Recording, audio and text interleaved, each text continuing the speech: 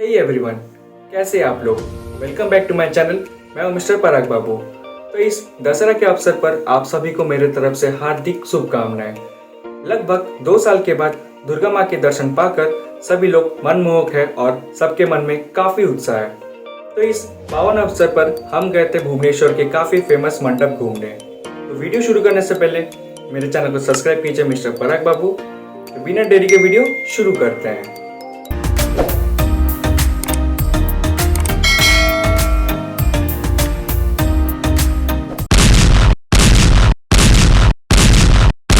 तो सबसे पहले हम पहुंचे नयापाली।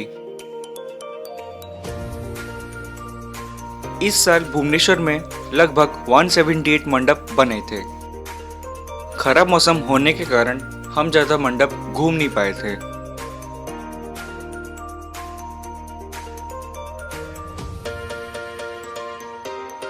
तो दर्शन करने के बाद हमारी नजर पड़ी डेकोरेशन के ऊपर। हमने देखा वॉल क्लॉक और शर्ट से पूरे मंडप को सजाया गया था। यार मुझे तो देख के एकदम मज़ा आ गया। ये डेकोरेशन काफ़ी अलग था।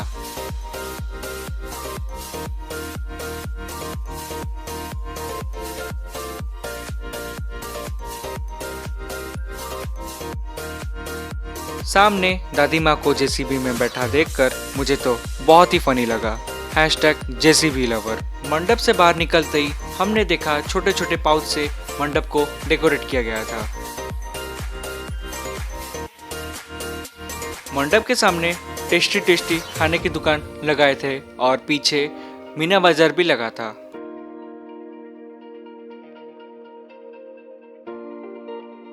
उसके बाद हम निकल गए अगली दर्शन के लिए, जो रसूलगढ़ में था।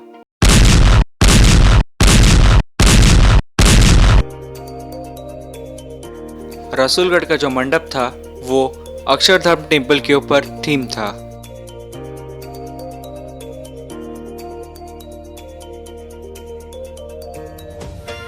दर्शन तो हो नहीं पाई क्योंकि इतने भीड़ में पूजा चल रही थी, पर वहां पर मुझे एक नया सब्सक्राइबर दोस्त मिला।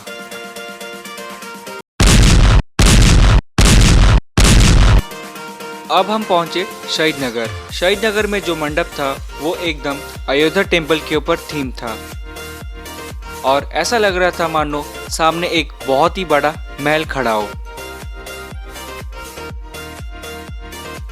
दर्शन करने के लिए अंदर जा ही रहे थे तो सामने एक क्यूट सा बैलून वाला आ गया और मुझसे जीत करके बैलून पकड़ा दिया और मेरे इर्द गिर्द घूमने लगा।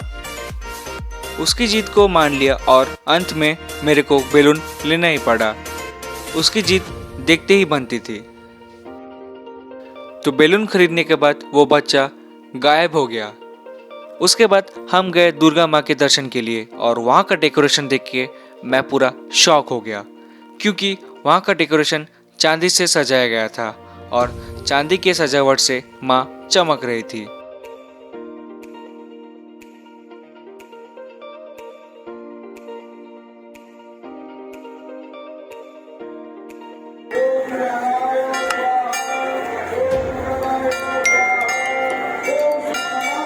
तो दर्शन करने के बाद जब हम बाहर निकले तो हमने देखा मंडप के पीछे मीना बाजार लगा था और काफी सारे झूले थे।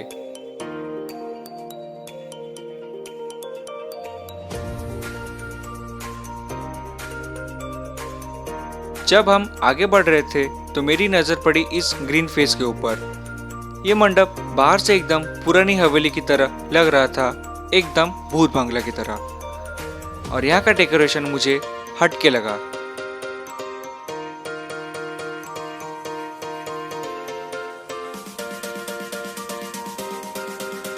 अंदर मंडप में शिव जी और माता पार्वती को पूजा कर रहे थे।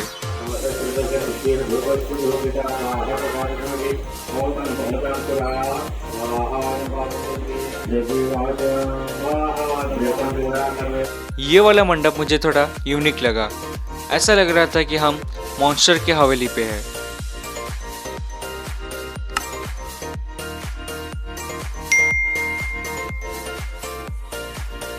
मंडप के बाहर एक अंकल घुघनी बेच रहे थे। घुघनी का महक मुझे बहुत ही आकर्षक कर रहा था, तो मैं आपको रोक नहीं पाया और निकल गया पेट पूजा के लिए।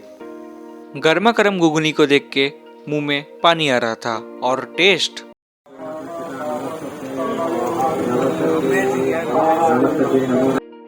तो अगर आप कभी खारवेल नगर आते हो तो इस अंकल के हाथों से घुगनी जरूर ट्राई करना। खाने के बाद मीठा तो बनता है, इसी के साथ हमने खाया राबड़ी एंड टेस्ट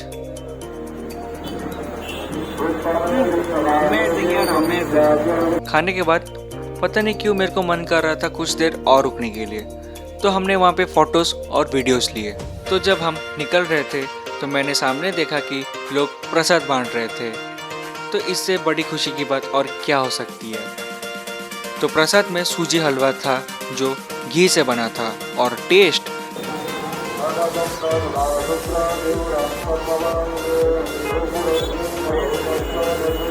सूजी हलवा एकदम लाजवाब बना था और मैं आपको रोक नहीं पाया, तो मैं दूसरी बार गया लाने के लिए, पर मन तब भी नहीं भरा, तो इस बार मैं तीसरी बार गया लाने के लिए।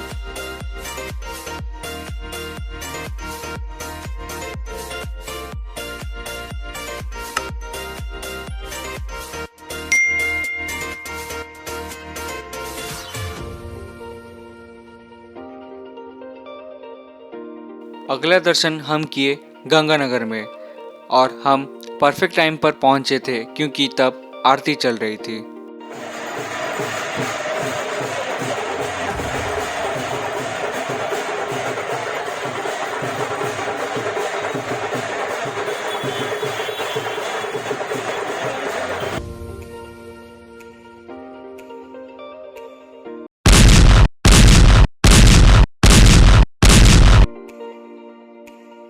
अब हम पहुंचे बरमुंडा मंडप। तो ये बरमुंडा फेमस है रावण दहन का। यहाँ पे हर साल रावण दहन होता है। हम बहुत ही लकी थे, जब हम मंडप के पास पहुंचे हमें बहुत ही अच्छे से दर्शन देखने को मिला।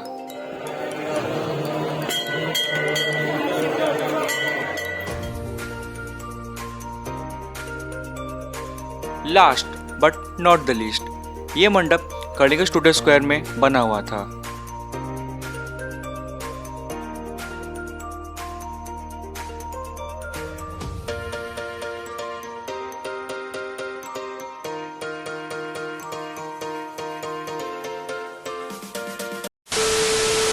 अरे रुकिए, पिक्चर अभी बाकी है।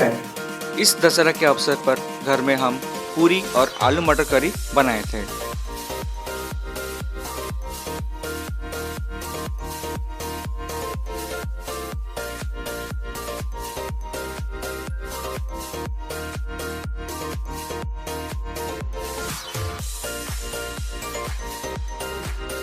अमेजिंग यार, अमेजिंग। मेरा तो पेट और मन दोनों ही भर गया। तो आप कमेंट कीजिए आपको कौन सा मंडप सबसे ज़्यादा अच्छा लगा। तो जाने से पहले मेरे वीडियो को लाइक, शेयर एंड कमेंट कीजिए और मेरे चैनल को सब्सक्राइब कीजिए मिस्टर पराग बाबू। तो मैं मिलता हूँ आपको एक और वीडियो में, तब तक के लिए टेक केयर, बाय एंड मेरे तरफ से आप सभी को हैप्पी दशहरा।